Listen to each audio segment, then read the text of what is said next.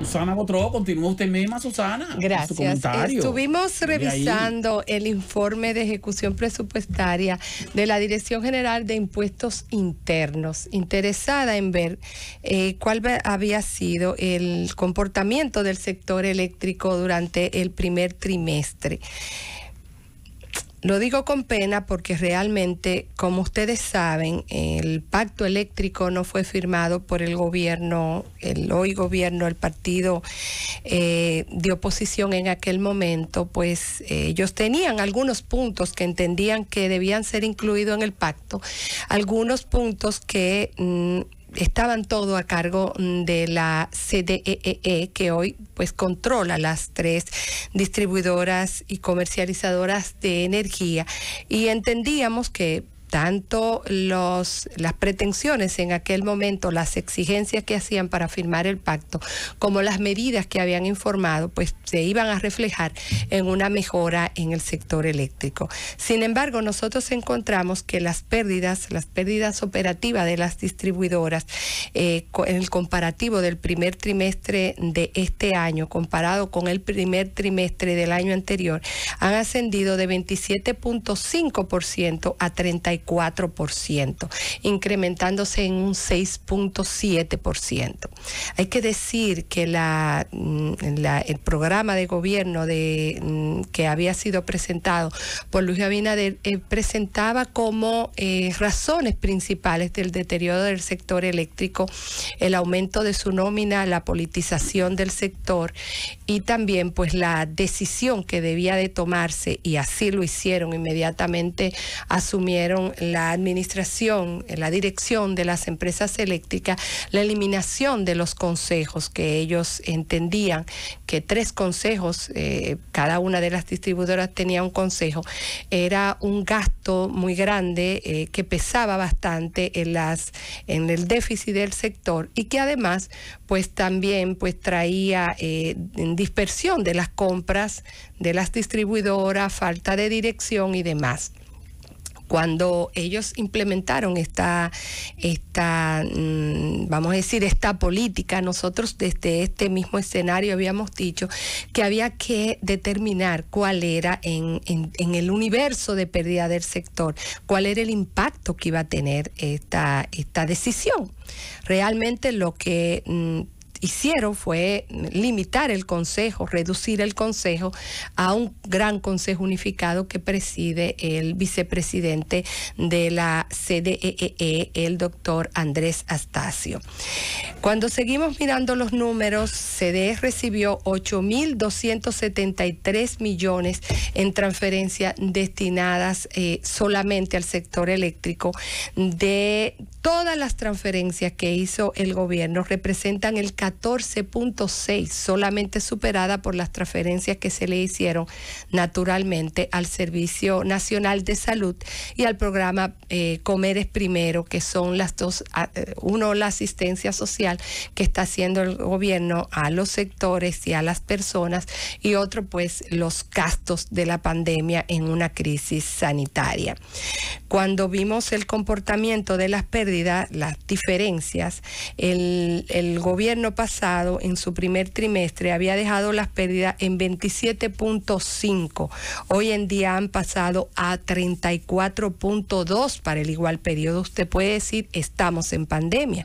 Resulta que el primer periodo, el primer trimestre del gobierno anterior tuvo recién la declaración de la pandemia. En un mes tuvo un impacto solamente para Edesur, para que ustedes puedan ver qué tanto representó ese primer momento de la pandemia para la sede. En Edesur, que era la empresa más saneada, que pasó de un 21% que tenía las pérdidas en un solo mes a un 23%. O sea, 2 puntos aumentó las pérdidas. ¿Por qué? Bueno, se declararon todos los circuitos 24 horas, se le impuso desde la Superintendencia de Electricidad la prohibición de hacer la gestión de corte, que es hasta ahora el mecanismo más idóneo para aumentar las cobranzas y reducir las pérdidas. Claro, conjuntamente con los planes de inversión a los circuitos, que en este caso no contaba porque usted invierta o no invierta, si da 24 horas en aquellos circuitos donde no tiene los criterios para darse 24 horas por los niveles de pérdida, pues usted sabe que el impacto en las pérdidas ahí va a ser exponencial. Exponencial porque son circuitos que no están incorporados al ciclo comercial. Vamos a desglosar cómo se comportaron en general. Ya le dije 27.5 eran las pérdidas en el primer trimestre del año anterior, están hoy en día en 34.2. De ha pasado de un 40.9 de pérdida a 51.6 para un aumento de 10.7. Edesur ha pasado, que es la distribuidora que más saneada está y que por lo tanto, por estar más saneada, tiene más clientes incorporados al ciclo comercial, o sea, pagando, para que ustedes entiendan, y es más difícil la reducción de los niveles de pérdida, y debiera ser más difícil también el aumento de los niveles de pérdida porque es un cliente con mayor cultura de pago. Ha pasado de 21.2 en el primer trimestre del año anterior a 26.2, 5 puntos porcentuales de incremento de pérdida. Edenorte de 19.8 a 23.2 para casi 4 puntos. Usted dirá, pero usted decía que Edesur era la más saneada. Bueno, Edenorte tiene mucha parte de su área de concesión que está bajo otra modalidad de gestión. Por lo tanto, no tiene esas áreas de pérdida y otras donde se hace grandes inversiones a través de electrificación rural, que no le obliga a ellos a tener que hacer inversiones en toda su área de concesión. El nivel de cobranza, que es el nivel que cobran las distribuidoras, también se ha deteriorado. De 96.5 en el trimestre del año 2020, está en 94 puntos, bajándose casi 2 puntos del nivel de cobranza. Esto quiere decir que no han podido incorporar nuevos clientes de los que se estaban robando la luz, o sea, de lo que no están pagando la luz, y que han dejado de cobrar también a los clientes que ya estaban en ciclo comercial, o sea, que ya eran clientes de las distribuidoras. Estos números lo digo porque finalmente son los números que hablan.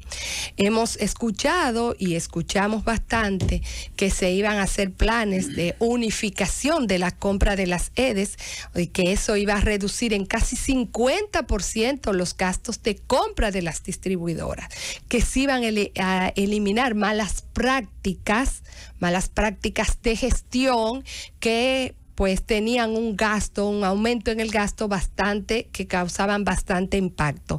Inclusive el ministro prometió, el ministro de Energía y Minas, que solamente en EDESTE se bajarían en este año de 50% las pérdidas a un 30% y que se reducirían las pérdidas de un 28% a un 30%. En ese momento no estaban en 28%.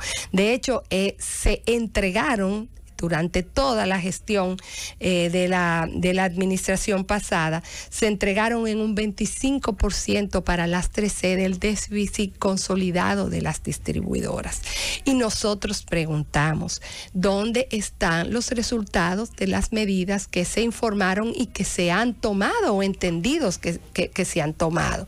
¿Cuánto se ha evitado en las compras de las EDE? Nosotros estuvimos revisando los sistemas de licitación y diversos mecanismos de compras. No pudimos ubicar ni un solo proceso de compra de esta gestión, por lo que entendemos que se han estado manejando con los equipos y con los transformadores, las líneas, los conectores que había comprado las distribuidoras como mecanismo del plan de contingencia no solamente por el asunto de la pandemia, sino también por los problemas de clima que nosotros tenemos estacionariamente siempre para este tiempo, y que en el caso de Edesur, que es la distribuidora que más nosotros conocíamos, pues tenía siempre una provisión hacia 5 y 6 meses hacia adelante. También esta administración informó que había encontrado 200 millones como chatarra de transformadores, postes, interruptores, conectores y demás, y que lo iban a incorporar a la red de abastecimiento. Entendemos que eso también tenía que tener un impacto, porque era precisamente y es precisamente con las inversiones que se hacen en el sector que se reducen las pérdidas. Nosotros queríamos compartir estos números fríos que han sido proveídos y que la base, así mismo lo ha dicho, el informe de ejecución presupuestaria y los informes de la misma Corporación Dominicana de Empresas Eléctricas Estatales, para decir que no solamente en las declaraciones, en la incorporación de políticas, de planes de reducción de pérdidas, tienen que ser integrados elementos que han sido medidos. Nosotros conocemos que ha sido desvinculado un personal que tenía muchos años en las EDES. Conocemos de casos puntuales de gente que tenía 30, 34 años, como es el caso de quien dirigía el organismo del Centro de Control de Energía, el señor Norbo, que todo el mundo lo conocía. Y entendemos que era un pensamiento de las distribuidoras de esta nueva administración, la despolitización del sector. Pero tomaron decisiones sobre técnicos importantes. Entendemos que los que lo han sustituido deben de tener el mismo nivel de conocimiento. Ahora bien, los números que están presentando quieren decir que las políticas que ustedes están implementando no ha sido eficiente, porque las razones en las que pudieron verse afectado el sector también afectaron la administración pasada, todavía tal vez con mayor justificación por el nivel que teníamos de la pandemia, y ustedes están exhibiendo unos números muy inferiores a lo de la administración anterior.